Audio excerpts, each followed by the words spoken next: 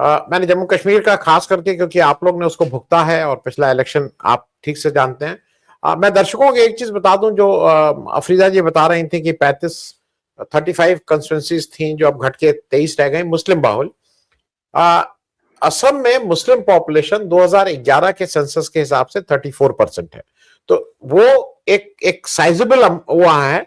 और जहां मैं जलील साहब से बात करने जा रहा हूं, वहां पे जम्मू कश्मीर में मेजॉरिटी मुस्लिम पॉपुलेशन है। ये मैं इसलिए बात कर रहा हूं कि ये क्लैरिटी रहनी चाहिए कि हम किसको कैसे क्या कर रहे हैं, और बीजेपी के लिए ये मुश्किल वाली चीजें हैं।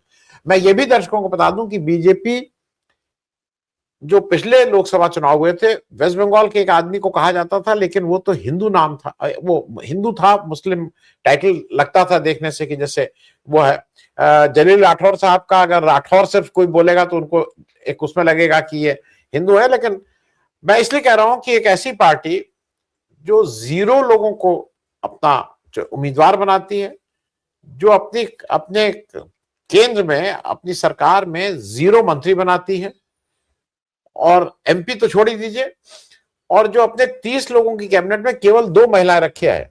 अगर बीजेपी को इतना महिला का वो है तो 30 लोगों की कैबिनेट में 2 महिलाएं हैं। जलील साहब, इस पे जरा मैं आपसे एक चीज समझ लूं कि इनडायरेक्टली जो अभी काम हो रहा है, मुझे ऐसा लगता है कि विपक्षी एकता पहली बार ऐसा लगा कि सब एक साथ थे। नहीं तो किसी ना किसी मुद्दे पे कुछ लोग इधर चले जाते हैं, कुछ लोग उधर चले जाते हैं। जैसा कहा जा रहा है कि अमित शाह कई बार अखिलेश यादव से बात करने की कोशिश किए, बात किए, दिखे भी कैमरे पे, उनको समझा रहे थे कि अभी आपकी 37 सीटें आप जीत के आए हो, अगर आप इसको वो कर दोगे तो आपकी 60 सीटें भी हो सकती हैं, आप 60 सीटों के एमपी रहोगे, कितने बड़े लीडर हो जाओगे। ये सब बातें की। लेकिन अखिलेश अपने पीडीए पे डटे हुए थे। उनका था कि भैया जो पीडीए हम ला रहे हैं उसी को हमें आगे करना है। तो एक तो इस पे आप बताइएगा। दूसरा, आप एक ऐसी जगह से आते हैं, ये तंत्र मंत्र, ये 16 नंबर का अगर आपको कुछ समझ में आया हो तो जरा 16 नंबर का भी गुत्थी सुलझा दीजिएगा, अगर जल्दी साहब आपको कुछ पता लगा हो तो। इस पूरे जी उसमें परिसीमन की ही बात थी, ये वुमेन उसके आड़ में ये डिलिमिटेशन पूरे देश में जैसे कश्मीर और असम को किया है वैसे ही पूरे देश में करना चाह रहे थे। जलील साहब। जी जी, ये दरअसल मैं इस बात को इस तरह लपेट लूंगा कि वुमेन रिजर्वेशन बहाना है, दरअसल हदबंदी कराना है। हदबंदी मीन्स डिलिमिटेशन। और डिलिमिटेशन क्या है? डिलिमिटेशन है कि नई पॉलिटिकल बाउंड्रीज को ड्रॉ करना, जिसमें बीजेपी की जीत मतलब बिल्कुल एंश्योर हो जाए, और इसमें जो पावर है वो गवर्नमेंट के हाथ में रहेगा, क्योंकि डिलिमिटेशन के या कमीशन के बारे में जो भी आपने पहले नोमेनक्लेचर दिया, उसमें यही है कि वो पावर बेइंतहा पावर है उसके पास, और उनको चैलेंज भी किया नहीं किया जा सकता, उनके जो फैसले होंगे। और फिर आप देखिए कि उस कमीशन में कौन है सबसे बड़ी जो शख्सियत है, वो है ज्ञानेश कुमार, जो लोगों को गेट आउट बोलते हैं, गेट लॉस बोलते हैं। तो इस हिसाब से आप समझ सकते हैं कि डिलिमिटेशन उनके द्वारा किस तरह का होगा, और उसमें सिर्फ यही मुद्दा और यही मकसद है कि किसी न किसी तरह की, जो कि बीजेपी की एक रणनीति होती है, जिस पर खास ध्यान दिया जाता है, डेवलपमेंट पे उतना ध्यान नहीं दिया जाता है, गवर्नेंस पे उतना ध्यान नहीं दिया जाता है, एक ही बात पे ध्यान जाता है, वो है वो इलेक्टोरल पॉलिटिक्स। और दिन रात जो मशीनरी है बीजेपी की, वो इसी पे काम करती है कि किस तरह से इलेक्शन को जीता जाए। तो ये जो एक चीज है, आपने एक सेट, ये जो ग्लेजिंग एग्जाम्पल है, वो आसाम की तरह जम्मू एंड कश्मीर है, कि जहाँ पहले कश्मीर में 46 सीटें थी, और जम्मू डिवीजन में जहाँ पे हिंदुओं की कंसंट्रेशन है, वहां पे 37 सीट्स थी। हालांकि तीन, ये 2-3 डिस्ट्रिक्ट में ही हिंदू ज्यादा मेजोरिटी में है, बाकी जम्मू प्रोविंस के और भी जो डिस्ट्रिक्ट्स हैं वहाँ मुसलमान ही मेजोरिटी में है।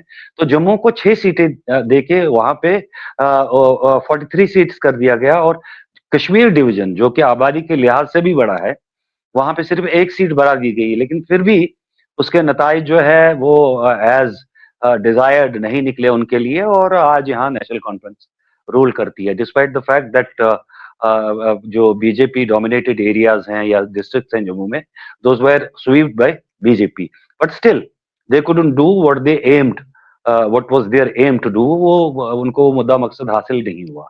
और जहां तक ये वुमेन रिजर्वेशन की बात है, ये बिल 2023 में कंसेंसस से पास हुई थी, अपोजिशन ने पूरा साथ दिया। अब ये सोचना है कि जिस बिल को 2023 में अपोजिशन ने पूरी तरह साथ दिया, आज वो क्यों इसके खिलाफ बोल रही है? और इसके खिलाफ इसलिए अपोजिशन एकजुट है, वो ये कि इंटेंशन साफ नहीं है बीजेपी के। वो ये एक मुद्दा और मकसद ये है कि अपोजिशन को बदनाम किया जाए। जैसा कि आपने बोला कि अब रोना शुरू हो जाएगा, देखो जी अपोजिशन एंटी वुमेन है, उन्होंने इस बिल की मुखालिफत की। लेकिन मुखालिफत की असल वजह है वो जानने की जरूरत है। अगर मुखालिफत करनी ही होती तो 2023 में होती। आज क्यों हो रही है? आज इसलिए हो रही है क्योंकि इन लोगों ने 2029 को इसको इम्प्लीमेंट करने की बात करी थी, और अगर 2029 में इम्प्लीमेंट होती तब भी डिलिमिटेशन हो जाता, लेकिन कंसेंसस 2011 का नहीं होता। तो ये सारी जो हेरा-फेरी है, ये कंसेंसस 2011 और 2026 के आसपास घूम रही है, जिसकी बदौलत बीजेपी इस वक्त अपनी पोजीशन, खासकर काउ बेल्ट जो नॉर्थ में उनका ये वोट बैंक है, उसको कंसोलिडेट करना है, और साउथ में सीटें कम हो जाएंगी। ये एक तरह से आग के साथ भी खेलना है। अगर इस वक्त 2011 के कंसेंसस के हिसाब से डिलिमिटेशन हो जाएगी तो इसमें साउथ का बहुत नुकसान होगा, और उससे वहां पे जो अराजकता है या उनमें जो गुस्सा है या उनमें जो नाराजगी है वो बढ़ जाएगी। और मेरे हिसाब से ये आग के साथ खेलने के बराबर है, क्योंकि वहां डिसेंट इस तरह का सामने आएगा जिसकी मतलब कल्पना भी नहीं की जा सकती है, और ये देश के लिए कितना खराब हो सकता है वो बिल्कुल सोचने की बात है, और उस पर ध्यान देने की बात है। जितने भी देशभक्त लोग हैं, पेट्रियट्स लोग हैं, उनको ये सोचना चाहिए कि नियत क्या है, इस बिल के पीछे क्या नियत थी। हर बिल के पीछे नियत को देखना जरूरी बात होता है। एक बिल आई थी कि पाकिस्तान से आए हुए हिंदू शरणार्थियों को यहाँ पे जगह दी जाएगी और यहाँ पे उनको जो है कि नागरिकता दी जाएगी। लेकिन आपने देखा, आप मजनू का टीला जाइए और वहां पता करिए कि जितने भी शरणार्थी हैं उसमें से कितने लोग वापस चले गए हैं, क्योंकि उनको यहाँ पे कोई किसी ने पूछा तक नहीं। तो यही वजह है कि मतलब अगर आज हम कह रहे हैं कि ये वुमेन रिजर्वेशन के बारे में इतना सीरियस है, जैसा कि आफरीदा जी ने कहा, आपके पास 543 सीटें हैं, दीजिए ना 118 सीटें। लेकिन क्यों देंगे? नहीं देंगे। इसलिए नहीं देंगे कि इनको कुर्सी छोड़नी पड़ेगी, इनकी कुर्सी खतरे में आएगी। तो मैं यही समझता हूं कि ये जो इस वक्त इन्होंने वक्त चुना है, एक तो बंगाल में, वेस्ट बंगाल में जो इलेक्शन होने जा रहे हैं, उसमें एक तरह से अपने लिए एक कैंपेनिंग टूल इन्होंने खड़ा कर दिया है कि लोगों को बताया जाए कि अपोजिशन फीमेल्स वुमेन folk के खिलाफ है, उनको एम्पावर करना नहीं चाहती है।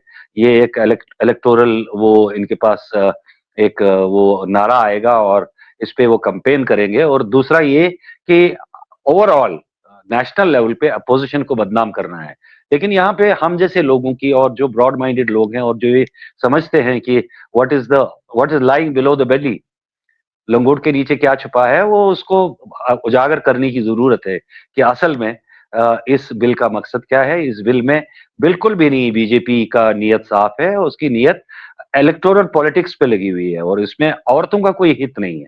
मेरे हिसाब से मैं यही कुछ सोचता हूँ कि इसमें औरतों का हित का कोई लिहाज नहीं है, बल्कि हदबंदी करके अपने लिए एक इलेक्टोरल जो पॉलिटिकल बाउंड्रीज है वो रिड्रॉ करनी है अपने फेवर में।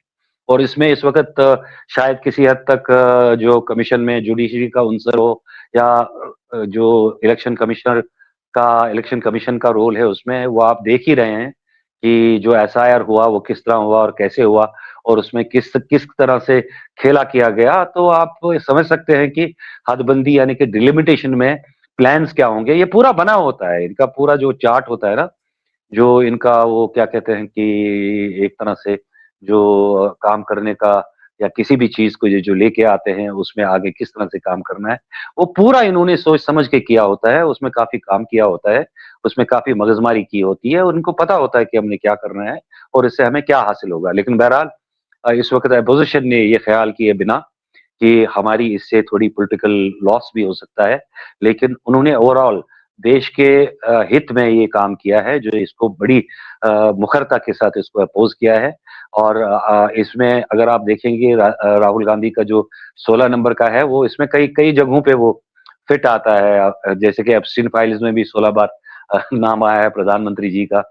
इसी तरह अगर आप अडानी जी का देखेंगे, उसमें भी कहीं न कहीं 16 नंबर, और इस तरह बहुत सी चीज़ें हैं, जिनका आगे खुलासा होगा, उस पे काम चल रहा है कि 16 नंबर जो आगे कर दिया है राहुल गांधी ने, इसके पीछे क्या मकसद था। और हमारी समझ में अभी तक तो इतना ही आया कि एक तो एप्स्टीन फाइल्स और एक जो अडानी जी के बारे में कुछ ऐसी चीज़ें हैं, जिनमें 16 का डी चलाता है। तो आगे भी कई और चीज़ें हैं, जिसमें 16 का हिस्सा आगे जाके उजागर होगा, इस पे लोग काम कर रहे हैं। और मेरे ख्याल से अगले 1-2 रोज़ में पूरी तरह पता चल जाएगा कि 16 के हिंसे के पीछे क्या राज है। और आप राहुल गांधी की बात चली, तो 2019 में उन्होंने खत लिखा था प्राइम मिनिस्टर को इसी वुमेन्स रिजर्वेशन बिल के बारे में, और कहा था कि इसको जल्दी से जल्दी लागू किया जाना चाहिए in right perspective and right separate. लेकिन अभी जो बात है वो यही है कि शायद एक तरह से अगर अपने पॉलिटिकल मकासद भी हैं, लेकिन मोदी जी शायद वही करते हैं जो किसी न किसी वक्त पे राहुल गांधी ने कहा होता है। तो एक तरह से वो वो बात भी उजागर करने की ज़रूरत है कि राहुल गांधी ने एक टाइम में कहा था, शायद 2019 में प्रधानमंत्री जी को कहा था कि ये बिल जो है असल स्पिरिट में और औरतों के हित में जी जल्द से जल्द लागू होनी चाहिए। जी। जी